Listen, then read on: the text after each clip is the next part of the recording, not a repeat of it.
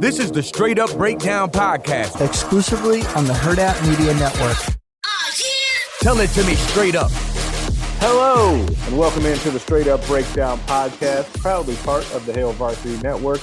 I am Greg Smith. It's Thanksgiving week, so let's start off by giving some thanks. I always start or end the show by saying if you don't leave it a 5-star review, you're a hater, and so you don't want me to be inclined that you are that. So this week we're going to switch it up. We're going to start off with something nice. I want to give some thanks to all of you guys for listening to the podcast. You guys have a lot of choices out there, so it is greatly appreciated. I also want to thank all of you for subscribing to Hail Varsity, because there's a lot of great content that's created and we could not do it without your support. So thank you. I hope everybody is having or going to have, depending on when you're listening to this, a happy, safe, and fun holiday. It should be a lot of fun this week. There's a lot going on with high school state championship games, wrap up a really good and fun season of high school football here in Nebraska. You, of course, had the big game between Iowa and Nebraska, which we will dive into a little bit later here. There's a lot of good stuff happening. So thank you. And today I am flying solo to hit on a variety of topics. And each week we have a couple of segments that are mainstays of the show. The first one is called Coach Speak, where we go over something that a coach, player, or talking head said, and then we give you, if I have someone with me, this straight up breakdown of what they meant. Coach Speak to Real Talk. Now, this week comes courtesy of Nebraska coach Scott Frost. Frost had this to say after his team's 35-28 loss to Wisconsin over the weekend in Madison, which was his 19th one-score loss as Nebraska coach. He said, quote, "Listen, we played a really good football team tonight. Wisconsin's good in all three phases. You can't start the game with a kick return. You know, there are 7 points right there, and we lost by 7. They're good in the run game, but we gave up too many big plays in the run game. Just a lot of missed tackles, I thought, and we shot ourselves in the foot on a couple of offensive drives and penalties, and it's happened too much. We need to get it fixed. We're going to get it fixed. We keep putting ourselves in position against really good teams. We got to get it done," end quote. Let's break that down. Now, this is normally the part where I ask my guest, hey, guest, what did this mean? So I'll ask myself, what does this mean? Here's the thing. It obviously means that none of this is new. And that we've essentially been saying, or Scott Frost has been saying, a version of this for the majority of his tenure here at Nebraska, as we're now in year 4 of his tenure. I mean, I could have recorded that quote 6 weeks ago or said it to you, and it would have been true then. It's true today. It's a recurring theme in what's become a really strange season for Nebraska, in which you look at all sorts of statistical numbers and different metrics and FPI and all of this. You can find all sorts of them out there that tell you how good Nebraska actually is or how improved they are. But at the end of the day, wins and losses are what matter. And I start to worry, not necessarily because of this quote in particular, but just because this quote is kind of piling on to several quotes about how close they are. I do worry about Nebraska as a whole settling into this mindset of being close. Like when you look on social media, you talk to people about the team, like there's so much talk about them being close. There's so much talk now about them being the best 8-loss team in history, the best 3-win team in history.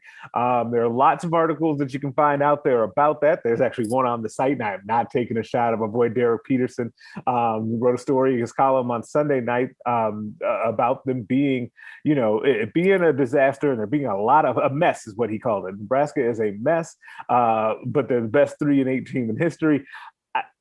Sure, like we can go there and we can say that, but I do think that there's a danger in continuing to reinforce that because Nebraska has had a hard time pulling itself out of this, obviously, and I wonder if this mindset will only be bolstered by them being favored against Iowa. If you did not see the news, Iowa is 9-2. Nebraska is 3-8 coming into this game on Black Friday, the day after Thanksgiving, and Nebraska opened up as a 4.5 point favorite, depending on where you look. That's something. I would garner to say that has not happened very often in history, where a 3-8 team would be favored, even though they're at home against a 9-2 team in a rivalry game. Like it's just kind of crazy. I guess you go with the old adage of throw the records out the window when these two teams meet. And it seems improbable, but this extremely frustrating 2021 season probably had to go this way. And this makes sense as to where they are right now, that with how crazy this season has been, that you would end up in the situation where Nebraska is favored over Iowa to end this season. But I don't know if that's necessarily a good thing. And I'm going to explain why. I think that Nebraska being favored in this game actually now makes them more likely to lose this game to Iowa. And it has nothing to do with like quote unquote bulletin board material or Iowa being upset or fired up to play this game, because quite frankly, Iowa is always fired up to play this game against Nebraska. You can see it when they play them every year. It feels like they are ready and roaring to play every time. There's some deep-seated things there of Iowa really wanting to take it to Nebraska, especially while Nebraska's been down, even though as Nebraska has been down and Iowa has been on kind of for them an unprecedented run of success. All of the games between Nebraska and Iowa have been close under Scott Frost. And so that's kind of an interesting subplot as well, is that if Nebraska kind of got things together, you would think that they'd be able to get over the hump and beat this Iowa team. But the reason why I think that it's more likely that Nebraska loses to Iowa now that they came out that they're favored is handling success, or the illusion of success, has really been a problem for Nebraska. It's a team to me that is kind of fragile, and that they need to be not told how good they are or how close they are, or that they're the best 8-loss team in history, or anything like that. They need to be told, do more, one more. You got to do more. You have that one play that cost you, because we're always talking about these handful of plays at the end of each game that have cost Nebraska these one-score games. And that in one way is true, and in another way, there's other ways to look at that as well. But I will, for the sake of this discussion, that is true. There are a handful of plays that it really comes down to when you lose these one-score games, and there have been a lot of them for Nebraska under Scott Frost. I think that that's where Nebraska needs to have its focus, and not necessarily that, oh, we should beat this team, we should take care of Iowa, even though they're coming here at 9-2, going to a bowl game. We're not going to a bowl game once again. I think that Nebraska needs to still have that underdog mindset until they get over the hump. I feel like Nebraska is just a program right now that is not built to handle that type of praise from the outside world. And we have seen this come up multiple times, because you could say, hey, Greg, well, I don't think the players are really paying attention to what's being said by Vegas or in the media or anything like that. But I would challenge you on that and say, we've actually seen that happen in a way. We saw the reaction by Scott Frost after Jacques Hesiant had that big game against Northwestern, and then he made sure to kind of knock that down a little bit, right? Then what did you kind of hear behind the scenes? You read his press clippings. You've heard that about other players, not to just single Yant out. That was just the first example that came to mind. But there have been other players that has happened to. Travis Fisher, the defensive back coach for Nebraska, has definitely mentioned that before about multiple players in his room reading their press clippings a little bit too much. So that does seem to be a thing on this team. So I worry about them heading into this game when they are a favorite against a team that is 9-2. And I guess up into the game against Wisconsin with Nebraska, still had a chance to win the Big Ten West. I think Wisconsin is going to go ahead and win that now, but I will definitely go into a bowl game. We'll see. I'll be really curious, or full disclosure, I record this on Monday before the press conference is happening this week. So I don't know kind of what the tenor is of what the team and what Scott Frost, and we're going to also hear from Eric Shenander and Travis Fisher, the aforementioned, here on Monday because of the kind of weird schedule because of Thanksgiving week. I'll be curious to see how they handle the talk of Nebraska being favored. I'm sure it's going to come up, and I'll be curious to see what they end up saying about that messaging and how they go ahead and continue to keep the team sharp, even though Vegas says they should win this game on Friday. And there's another section of this that is because we can't talk about Nebraska right now in the So, without mentioning the big picture of the program that is happening right now, we have obviously there's one more game left to be played, and so we have to talk about kind of that Nebraska-Iowa matchup, and then kind of what I was laying out before about just the fear of this team handling success and how that's going to go. But you got to talk about that, which is kind of the micro of what's happening right now. But you also have to talk about the macro, which is the big picture of what's happening with Nebraska football right now. And that I do wonder on some of this, Nebraska's so close and, we just need to get over the hump. It's going to break, all things that Scott Frost has said throughout the season. It makes me worry in a way, or be more curious on how these upcoming changes are going. Now, everyone knows by now, it was talked about on the broadcast ad nauseum that Nebraska fired 4 offensive assistant coaches a couple of weeks ago. We're kind of settling in still on that news and what that means and who's going to be hired, what direction the program is going to take under Scott Frost.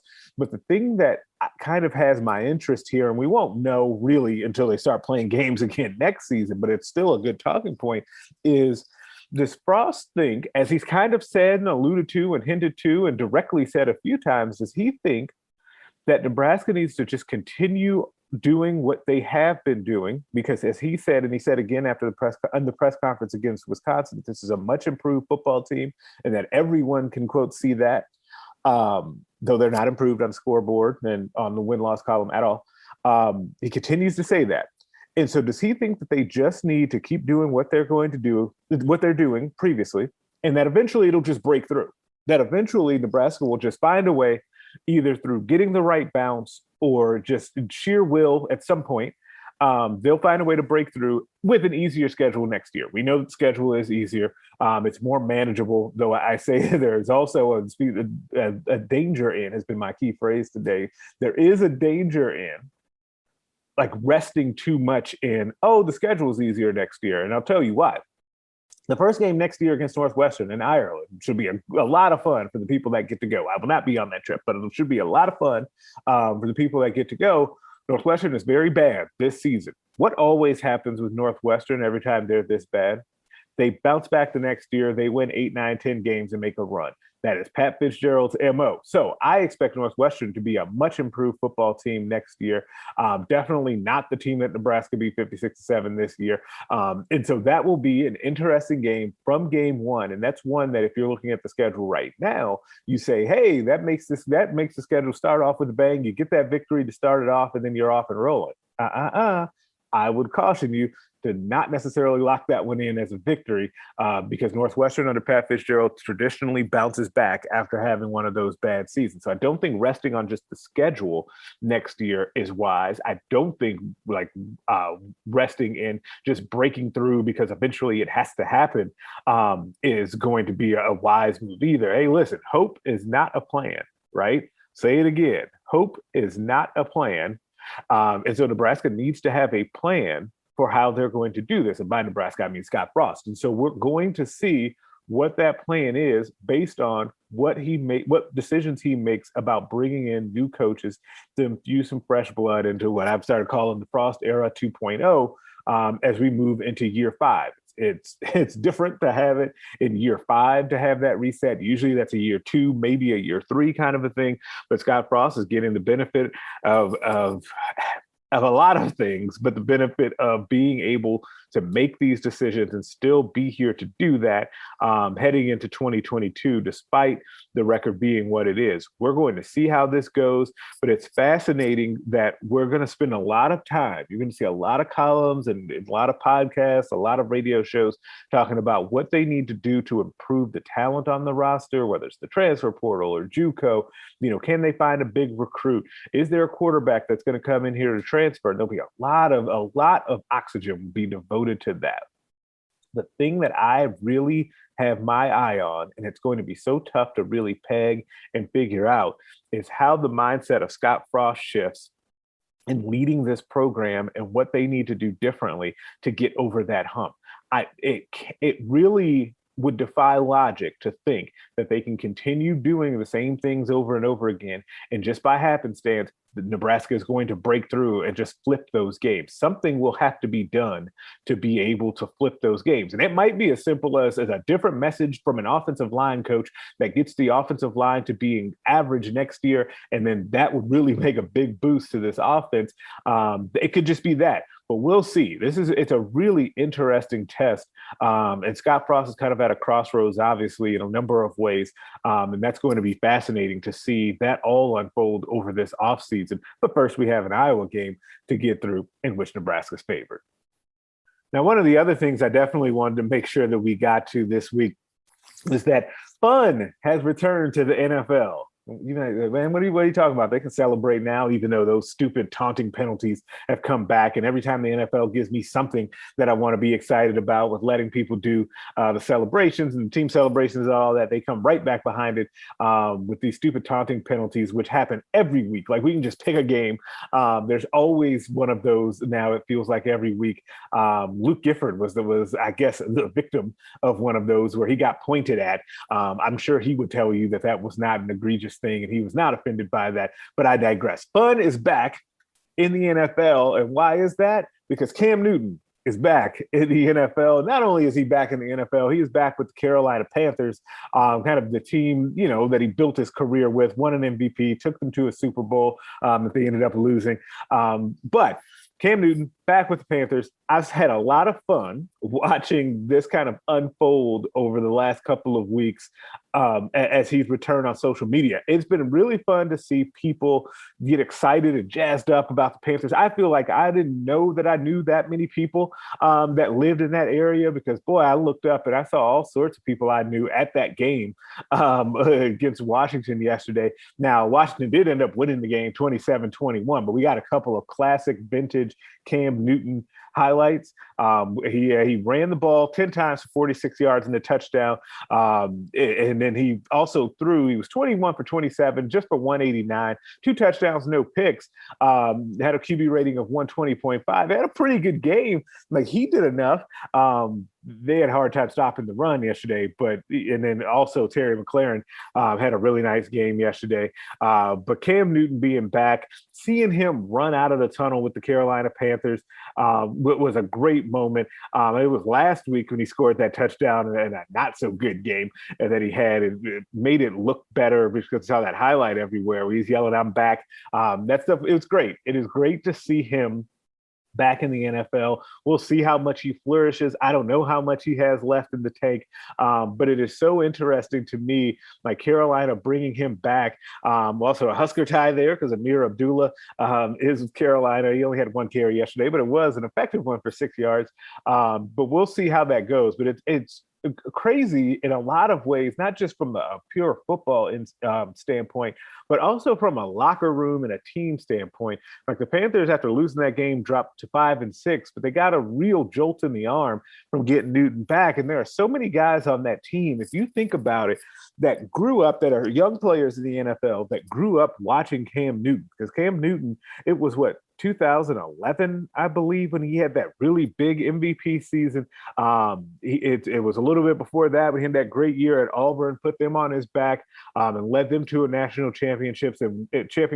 And what I still think is the best overall, like, if I took a single season quarterback and his performances, and I said, I want to start my team with that guy, it would be that year at Auburn, Cam Newton, because he was just unstoppable. Like, there was just nothing that anyone could do. And so there are a lot of players on this team that grew up watching that kind of came into their own watching this guy and everything that he represents. And so it has to be cool for them to see him in the locker room. Like, the second that he came back to that team, it became his team and his locker room. Like, no disrespect to Christian McCaffrey, who's an all-pro player and a great player. It had over, like 120 total yards yesterday in his game as well. And he's been, again, putting up numbers, but it's Cam Newton's team. It's Cam Newton's world, and everybody else is just living in it in the Carolina Panthers organization. But it's great to see him back. And I really enjoy seeing Cam Newton being back in the NFL.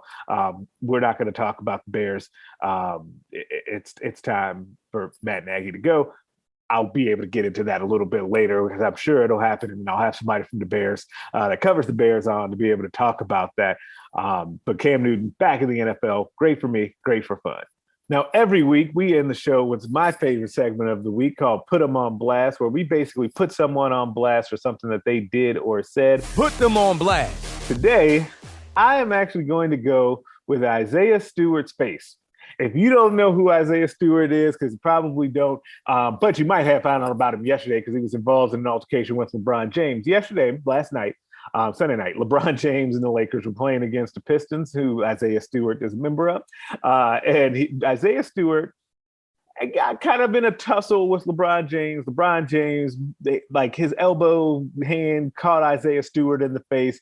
Isaiah Stewart was leaking blood everywhere. And then I would not say a melee ensued. A melee did not ensue because there were a lot of people that went ahead and broke that thing up and kept Isaiah Stewart, who was, if you haven't seen the video, and I will put it in the show notes, because you have to kind of see the video to fully appreciate this.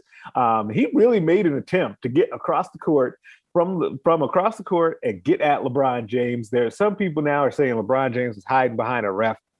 But I'm putting Isaiah Stewart's face on blast for getting in the way of the king. You just can't do that. Now, with all seriousness, I do think that it's kind of funny to me because LeBron has just enough a plausible deniability to say that this really was an accident.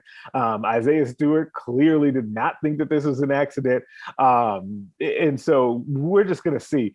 I found it weird that Russell Westbrook, who even though he did square up from a distance and kind of look like the Notre Dame old logo in his kind of square up moves, he did get a technical foul after the fact because Scott Foster, who we should not know Scott Foster's name, but we do because he's always somehow making crazy calls.